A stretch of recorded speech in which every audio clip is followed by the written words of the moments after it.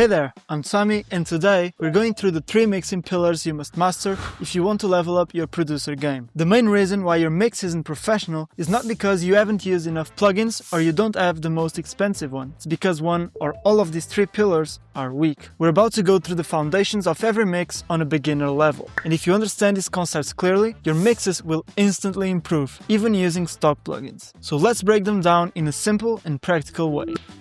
We'll start with dynamics. Dynamics are the difference between the loudest and quietest part of a signal. In simple terms, it's the movement between soft and loud sounds. And this is where many producers go wrong. They think a good mix is simply making everything louder. So they overcompress, clip, or limit every single element, attempting to maximize everything. But all that's gonna get you is a flat, lifeless, and exhausting mix. Now hear me out. Professional mixers use volume to build emotion and tension. You can think of it like when you're watching a video. It starts with a clear hook, the intro, then there's some tension and build-ups leading to a climax or outcome, which hopefully is positive and worth the attention. Besides, when your dynamics are balanced correctly, some elements can really shine in the mix, and you get a natural rhythmic feeling which automatically gets your head moving. This is often the case when your kick punches, the snare hits, or the vocal sits confidently in the mix. The secret here is careful gain staging and volume automation between sections, such as a louder lead vocal during the chorus, then pulling it back during the verse. But without dynamics, there's no emotional impact. The second pillar is depth, and it's often developed on an unconscious level. The depth field is the illusion of distance between elements and the listener, how close or far elements feel in the mix. There are many ways to do this, but let's start by explaining how the depth field works. Your brain interprets distance through many factors, such as volume, high frequency content, reverb,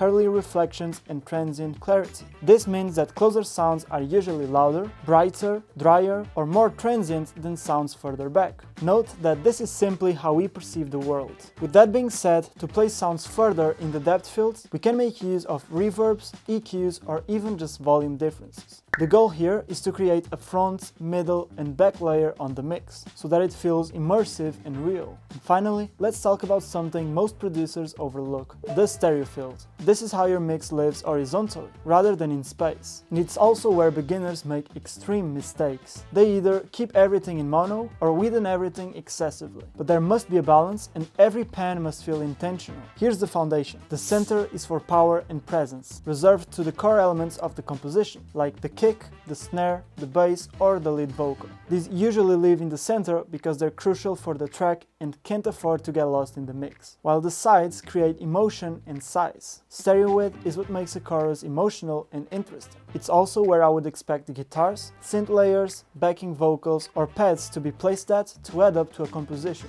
Although there are no right answers in music production. Just be careful, because if everything is white, then nothing feels white. Contrast creates width, and that's why we need some balance. To achieve a professional stereo field, it doesn't need to be overcomplicated. All you need to do is try simple panning, such as hi-hat slightly right, percussion slightly left, instrumentation slightly panned, or hard left and right panning on specific elements. Remember to keep core elements in the mid and establish a strong center that works as a bedrock, clean, effective, and musical. And the bonus tip, always check in mono. If your mix collapses when summed to mono, you either have phase issues or over-widened elements. The solution is often to look for the elements that get lost in mono and then simply make them narrower. A strong mix works in mono, but a great mix shines in stereo. So these are the basics that will get you to a professional mix. If you focus on these 3 pillars every time, you'll improve faster than 90% of producers. So here's my question for you. Which one do you struggle with the most? Dynamics,